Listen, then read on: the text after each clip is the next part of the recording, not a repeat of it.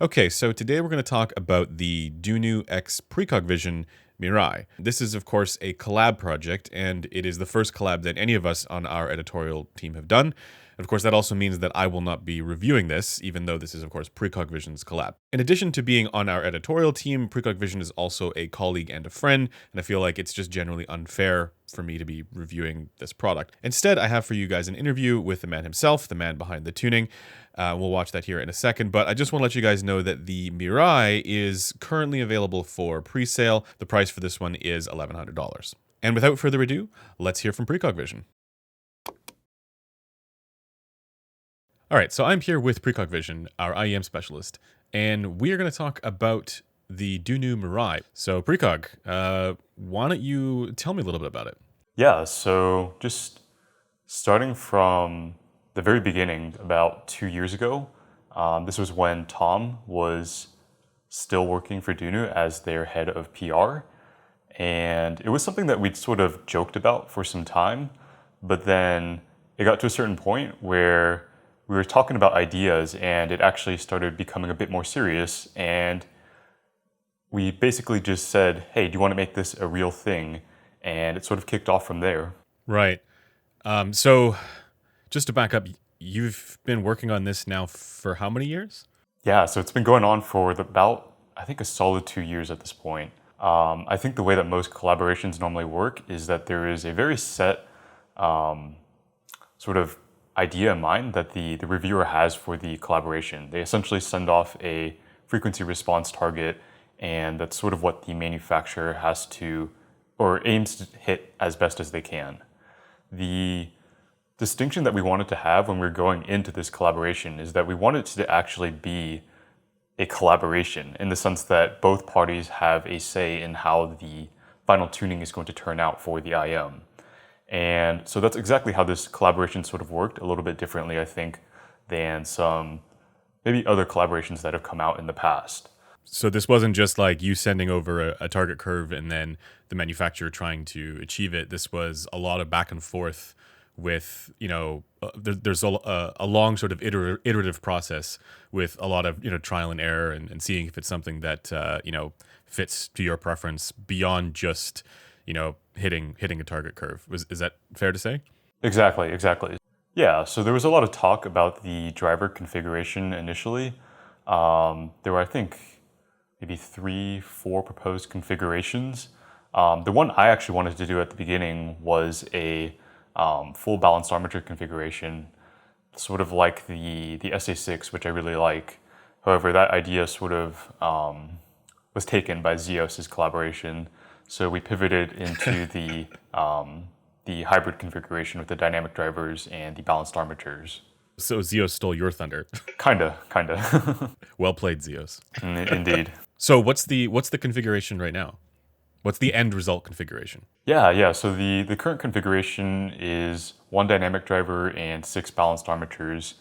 And then one of the balanced armatures in particular is a super tweeter, specifically designed for the upper treble frequencies and achieving extension there, which is often a little bit more difficult for a lot of IMs to achieve.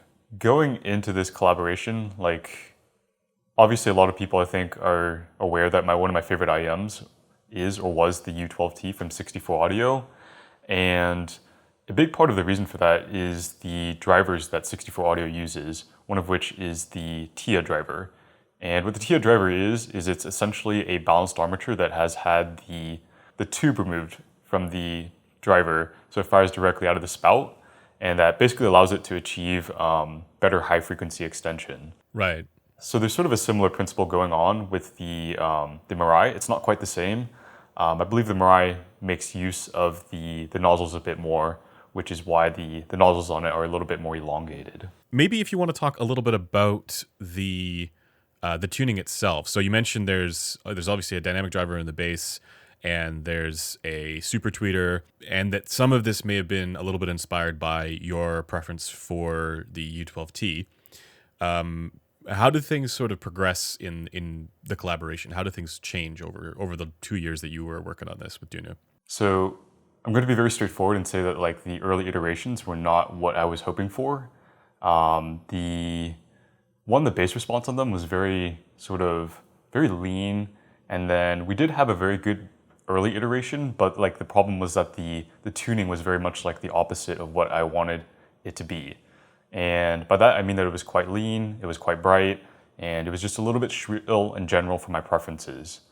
And from there, it was sort of about working backwards from that tuning and trying to make it not necessarily lean entirely into like the whole musical and gooey ethos that some of my favorite IMs are characterized by, but sort of trying to find that middle ground between the two of those tuning philosophies. If you had to characterize the Mirai's tuning in a nutshell, what would that be?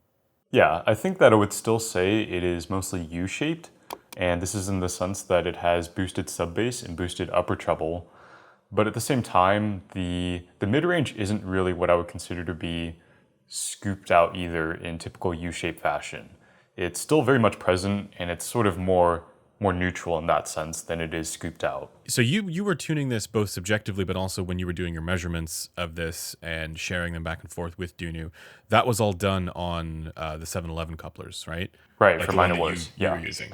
But what's interesting is that it does also seem to reasonably follow an HRTF that you find with like the 4620 and the 5128. It's a little, as you're saying, it's a little relaxed there at around 3K, 3.5K. That comes back similar to what you get with like the this is where the familiarity with the U12T comes in, I suppose. But it's not like it is a little bit more, let's say, classically neutral in that region. Yeah, definitely. So I think that the distinction between them in the mid-range is that you'll find that the U12T has a little bit more warmth in the lower mid-range, and then the upper mid-range, especially the Pina notch, is around 2K hertz, which is, in my opinion, at least a little more colored. I find that 3K hertz is more around neutral for the Pina notch. And then the U12T also has more of a recession from, I think, 3 to 4K hertz. So just overall, the Mirai is just a little bit more forward in that upper mid-range region, and it's a little bit cleaner in that lower mid-range region. Now that it's out, or I guess by the time this video is out, it'll be launched.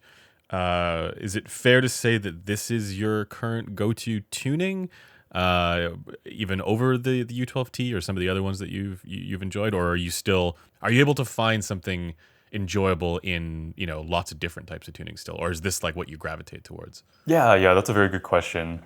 I think that because I've had the opportunity to hear so many IMs and I have a very good feel for my preferences, I'm just that type of person that has an appreciation for many different types of tunings. I think that even if the Mirai is technically better than some of the other sets that I've heard at like maybe $1,000, maybe I prefer the Mirai over it, I could definitely still see those sets having a place in the market and still having a place in my ears even. So right. While I very much enjoy the tuning of the Mirai, it's not by any means, I think, the end-all be-all. This is sort of a question I'm just curious about in general, how you approach a lot of this stuff as a reviewer as well. How do you approach something like this when you're indexing, you're scoring basically for your own preferences, but also with the consideration of how something like this should perform for a wide range of people? Yeah, definitely. I think it's a little bit of both. I definitely do have my own preferences, and there's always going to be a subjective element when it comes to reviewing, and that's sort of the irony of it. But when it comes to IMs that I think are less conventionally tuned, they stray away from what we would consider to be neutral. One, I try to look at like the intention behind the tuning. I think that there are many flavors of tuning. There is bass boosted tuning, there's V-shaped tuning, U-shaped tuning, L-shaped tuning, and the list goes on. And essentially what I do is I sort of throw an IM into one of those frameworks, and then I see how good of a rendition of that framework it is. I mean, it makes me think of the various different preference segments that exist in some of the preference research that's out there. It sort of fits like that, where it's like, if a headphone or an IEM is brighter, you could consider, oh, is this good for someone, who likes brighter tunings, there can be good and bad for that segment, right? Right. And obviously there's a reasonable range of tolerances though. And if like a product falls like completely out of that range of tolerances, that's when I start maybe asking more questions and questioning whether it's actually a good product. Would you say that for the Mirai, you've gone for somewhat of, I mean, you mentioned it's sort of like a U-shaped kind of sound signature. In general, it's not something that is going to lean overly bright or lean overly warm. It's somewhere kind of in the middle as far as the rest of the balance is concerned. It does have very solid like tuning fundamentals that you'll see on most conventionally neutral IMs, but at the same time it does have just a few small flares of its own here and there, enough to be tasteful but not enough to, I think, detract from the majority of listeners' listening experience. Is this also part of chasing some of the subjective qualities that you're after as well? Yeah, of course. And I think that something that I've noticed over the years as I've listened to hundreds of IMs basically is that the most quote unquote technical IMs, the ones that have those subjective qualities that we look for, like imaging, slam, dynamics, stuff of that nature, they're all IMs that are not tuned conventionally neutral. They're IMs that have like peaks, they have odd valleys sometimes, and they don't always execute the tuning well, but as a result of these colorations, they're often able to achieve technical performance that you wouldn't be able to get otherwise on a neutral IM. I imagine there's quite a challenge when it comes to balancing, I suppose, the overall wideband tuning with some of these, let's say, tasteful colorations that are a little bit more, narrow band, or they're we might call them quirks or whatever, right? It's a really fine line between something being tasteful and something being too much, right, or not enough. Yeah, exactly. Was there a particular region of the frequency response or particular frequency relationship that you were trying to look for? I'm thinking of maybe the 4.3K feature, whatever, wherever that is. I think one of the things that I've observed with where the Pina notch rests on an IM's frequency response is that as you go higher in terms of frequency, so as you go up like 2K hertz, 3K hertz, 4K hertz, and as you raise the amplitude of where that notch is, the more in your head sort of the vocals are going to sound. It's just going to sound more closed in as you get higher up those frequencies and you bring up the amplitude. And one way you can sort of get around this and create the, well, quote unquote, illusion of more space is by bringing down those frequencies instead and sort of making those regions more relaxed. And that's sort of a tuning characteristic that you'll see on a lot of not just IMs but also headphones that are lauded for their imaging performance. The Sennheiser HD800S, for example, it's not the best example of this, but it does something similar where it's sort of shaving off some of that energy from 1 to 2K hertz as it goes into the ear gain region. Right. So, I mean, in a lot of ways, this is the kind of thing that, paying very close attention to some of these more, the finer features of the frequency response while keeping everything else sort of generally intact as far as, the overall sound signature that you're trying to achieve. Another particular example of that on the Mirai would be its treble response. It has, I think, a peak at around like 14K hertz, maybe 15K hertz. Depends on the coupler you're using, and how deep you insert the IM, of course, I guess. But yeah, that's a peak in a region where it just enhances like the overall sense of space around the IM's presentation. And for the bass, that's something that stands out with this. It's definitely very sub-bass focused. I'm thinking of like IEMs where the bass shelf is like way higher up and it actually loses tactility as a result. What was sort of the thought process for the bass? I think my own personal preferences, if I had to say, I'm a pretty ardent bass head. I like a lot of bass, but at the same time, I have to sort of recognize that not everyone does like that much bass. The level of bass that I enjoy is probably on the level of which a lot of people would consider muddy. So bearing that in mind, one of the things that I wanted to do with Mirai was take things in a little bit of a different direction. It definitely has a good amount of thump behind it, but at the same time, the bass lines are kept much cleaner than I would normally have maybe kept them on a set that I thought would be gauged towards having more fun. Right. So this is aiming more for thump rather than boom, if that makes sense. Yeah, exactly. That's a great way of putting it. With the rest of the package, right, for the Mirai, it's nice that Dunu already has, in my opinion, like one of the better systems for, those sort of modular cable designs. Was this something that you wanted in the Mirai as well? Yeah, definitely. I think that was probably one of the, I wouldn't say it was like the leading factor, but it was definitely a big factor in my decision to collaborate with Dunu. Just from handling a lot of their IMs in the past, I've been pretty assured of their quality control. They have very consistent work on their IMs, and the same applies for their accessories like the cables.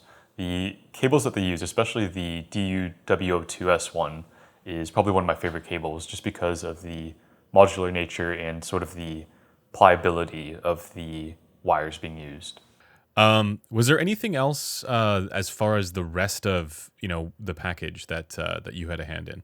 I tried out a bunch of tips on the Mirai, and the ones that I definitely wanted included in there were the standard silicone ones that Dunu has had for ages, but I think they might have changed it out in some of their recent products they released. So I wanted those to be included with the Mirai, just because I know that that particular tip, it has a very consistent effect on the treble response, where it will sort of just lower the treble response as a whole and make it a little bit more palatable if it's too bright for some listeners.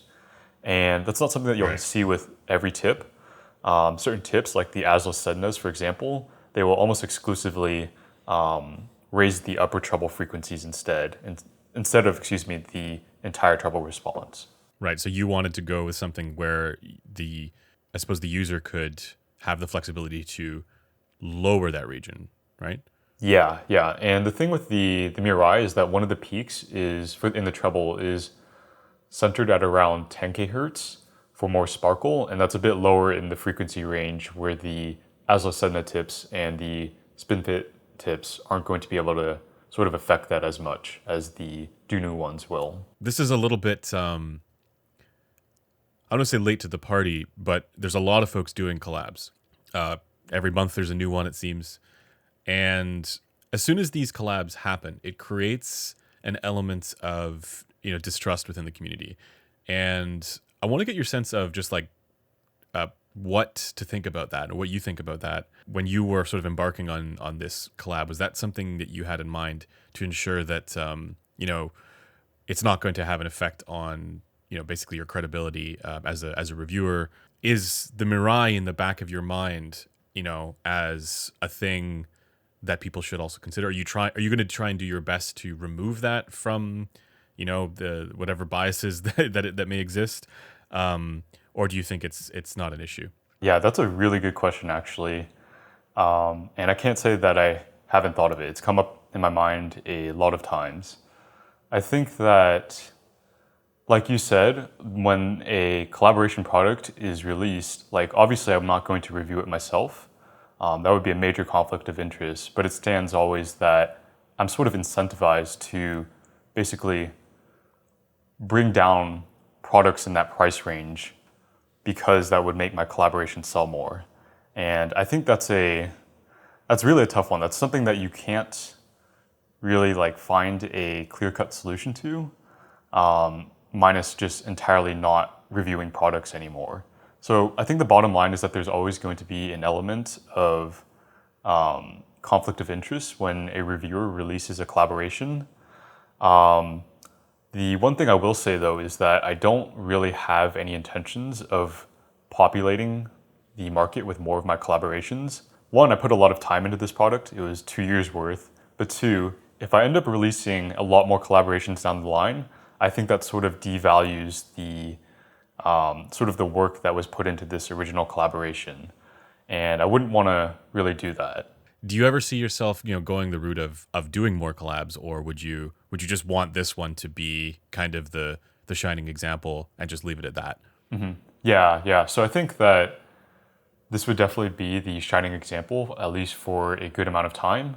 And if I were to collaborate with another manufacturer in the future, it would have to be a manufacturer in a similar position as Dunu, where they have a lot of respect in the community, but two, they also have products that I personally enjoy. And if you think about those criteria, I think that there are very few manufacturers that sort of fulfill that.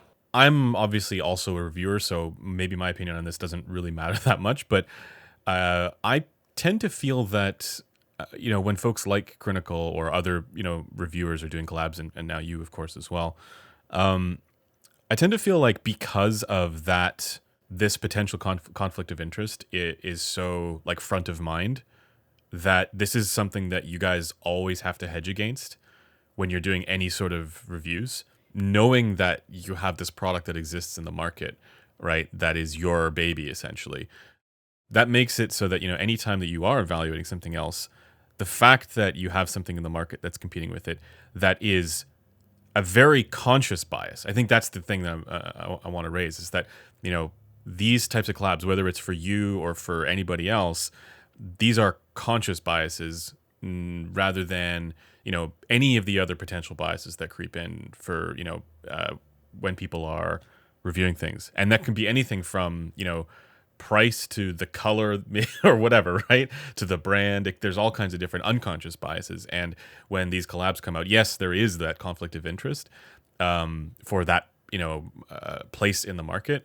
But at the same time, they're not unconscious. They are very front of mind, and they're salient biases. Right, right. I think that's a very good way of looking at it from the other direction. And I will say that, like, upfront, that I am a very introverted person. I don't talk about my collaboration at all, pretty much. When I hop online and I look at the talk about it, I almost exclusively avoid talking about my collaboration. And even at so a funny anecdote, at CanJam SoCal 2023, I happened to walk by the Dunu table, and there was someone listening to my collaboration, and I started talking to him, and he didn't recognize who I was, and he gave me some feedback on it, and I just let him give me the feedback. Like, I didn't really try to tell him, hey, I'm precog, because I really don't like sort of influencing people in that type of manner. It's just not really my thing. So they didn't even know that it was a product that you had a hand in, that you were it was your. That's kind of funny. What he told me was, I think in his exact words, were good but not my cup of tea, or something. That was also refreshing to hear, because up until this point in time, the main feedback that I've been getting on the Mirai is from people that I sort of already know. And when you know people, you're friends with them, there's generally a much higher probability that you guys have shared interests, and you guys just have a lot more compatibility in general when it comes to, at least in this hobby, like preferences in sound. So I think it was really good to get that type of feedback. And as far as the rest of the feedback at CanJam from just folks who heard it, did you get a sense of that at all? Overall, the feedback that I heard was very positive, but I think that I also have to be cognizant that there's some response bias there. Obviously, people are not going to walk up to me and say, hey, your collab sounds like crap. But yeah, I think that the overall consensus was quite positive, which I was pretty happy with. All right, well, yeah, that does it. That's all the questions I have, and looking forward to seeing what the reviews are out on the Mirai, as I'm sure you are as well. Yeah, thanks for having this conversation with me, and looking forward to seeing what everyone thinks of the Mirai as well. Okay, so that basically wraps up this video. This is, of course, not a product that I'm going to end up reviewing, so I encourage you guys to look for impressions of the Mirai in other places. So this will be sent out to other reviewers. There are sure to be impressions online of this IEM, as it's already been showcased at CanJam SoCal, and it will likely be showcased at other events here in the near future. So I encourage you guys, as always, do your research, spend time reading up on what other people are saying about this one, and make sure that when you purchase something, it is an informed decision. For more information on the Mirai, there's links in the description for that, including the measurements. We're actually posting the measurements up on the site, and then there will also be forum links where other folks are going to be chiming in as well. You can also also join us on the Discord. And this is also where other folks who've heard it will be weighing in with their impressions as well. Anyways, that does it for me, and I'll see you guys in the next one. Bye for now.